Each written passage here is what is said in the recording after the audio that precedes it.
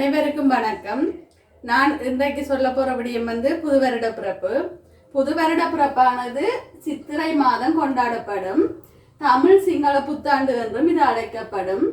இது இந்துக்களாலும் பௌத்தர்களாலும் கொண்டாடப்படும். இத்தினத்தில் காலையில் எழுந்து மருத்து நீர் வைத்து நீராடுவர்.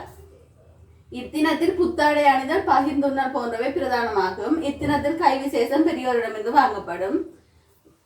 இத்தினத்தில் இடம்பெறுபவை நீராடுதல், புத்தாடை அணிதல், பகிர்ந்துண்ணல், கைவிசேடம் பெறுதல், பெரியோரிடம் ஆசீர்வாதம் பெறுதல், உறவினர் வீடு செல்லுதல், உதவி செய்தல், மற்றவர்களை மதித்தல், கடவுளை வணங்குதல், உயிர்களை மதித்தல்.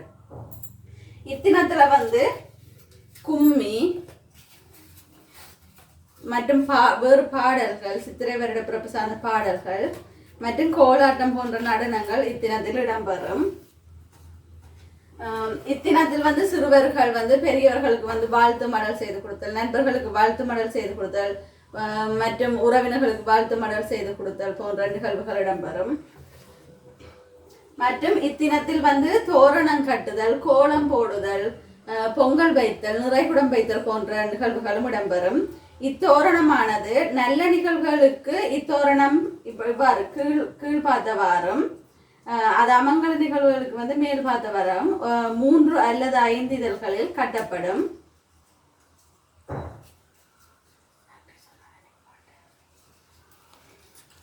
மற்றும் இவ்வாறாக நிறைகுடம் வைத்தும் இவ்வாறான பொங்கல் பானைகளில் பொங்கல் வைத்தும் இந்த புது வருட பிறப்பானது கொண்டாடப்படும். நன்றி.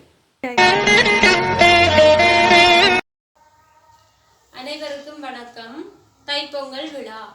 இந்த தைப்பொங்கல் விழாவில் தைப்பொங்கல் விழாவானது தமிழர்களுடைய திருநாளாகும். இது தை மாதத்தில் வரும் 1ஆம் தேதி கொண்டாடப்படுகின்றது. இதனை உழவர் திருநாள் என்றும் அழைப்பர். உழவர் சூரிய பகவானுக்கு நன்றி செலுத்தும் முகமாக இந்த விழா கொண்டாடப்படுகின்றது. இந்த விழாவில் தோரணம் கட்டுதல், கோலம் போடுதல், நிறைகுடம் வைத்தல், பொங்குதல், சூரியனுக்கு படைத்தல், பகிர்ந்துண்ணல் போன்ற நிகழ்வுகளை காணலாம். அந்த வகையில் முதலாவதாக நிறைகுடம் வைத்தல இந்த படத்தின் மூலம் காணக்கூடியதாக இருக்கின்றது. நிறைகுடத்தின் அமைப்பு இது.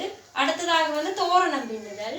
இந்த தோரணம் பின்னுதல் மங்களகரமான தோரணத்துல 5 இதழ்கள் கட்டலாம். தோரணம் கட்டும் முறை இது.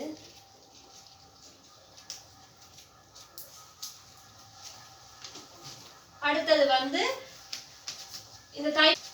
இந்த தைப்பொங்கல் விழா தொடர்பான படங்கள், நெல் விதைத்தல், அடுத்தது அறுவடை செய்தல், பொங்கல் பொங்குதல். அடுத்தது இந்த தைப்பொங்கல் விழாவுடைய கலாச்சார உடையாக ஆண்கள் வேட்டி சால்வையும் பெண்கள் சாரியும் உடுத்துவர். தைப்பொங்கல் விழா தொடர்பான படங்கள். அடுத்தது தைப்பொங்கல் விழா தொடர்பான வாழ்த்து மடல்கள். இந்த வாழ்த்து மடல்கள் உறவினர்கள், நண்பர்கள், அயலவர்களுக்கு வழங்கி வாழ்த்துக்கள் நாங்கள் தெரிவிக்கக்கூடியதாக இருக்கின்றது. நன்றி.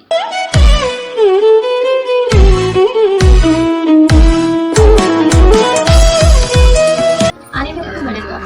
எனக்கு முன்வைக்க கிடைத்த தலைப்பு சிறுவர் பாடல். சிறுவர் பாடல கண்ணில் புரிந்த வீலை. சிறுவர் பாடல் என்றால் என்னென்று சொல்லி பார்ப்போம். குழந்தைகளுக்காக அல்லது குழந்தைகள் தமக்காக எழுதி கொள்ளும் பாடல் சிறுவர் பாடல். இதுல கண்ணில் புரிந்த வீலை.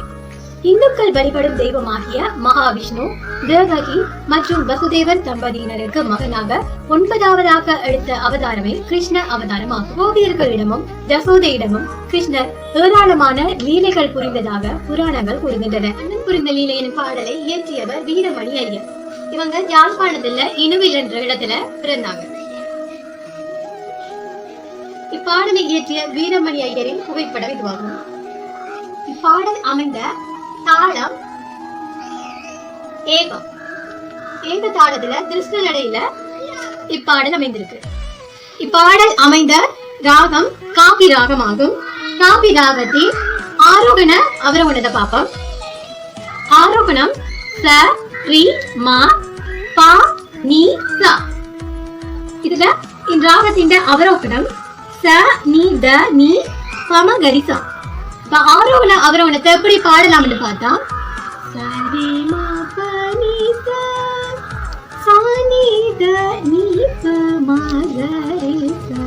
கிருஷ்ணர் புரிந்த லீலைகளாக சில படங்களை பார்ப்போம். இந்த அமைப்புல கிருஷ்ணருடைய லீலைகளை பார்க்கலாம். முதலாவதா வெண்ணெய் திருடுதல். கிருஷ்ணன் தமது தோழர்களுடன் சேர்ந்து வெண்ணெய் திருடும் காட்சியை இப்படத்தில் காணலாம். இவர் வெண்ணெய் திருடுவதை கண்ட கோபியர்கள் கிருஷ்ணரை விரட்டி செல்வர். அப்பொழுது ஓடுவது போல பாசாங்கு செய்து மீண்டும் திரும்பி வந்து வெண்ணெய் திருடி உண்பார். இவ்வாறு கிருஷ்ணர் வெண்ணெய் திருடி உண்ணும் பொழுது அதனை கோபியர்கள் யசோதையிடம் சென்று முறையிடுவர். அக்காட்சியை இப்படத்தில் பார்க்கலாம்.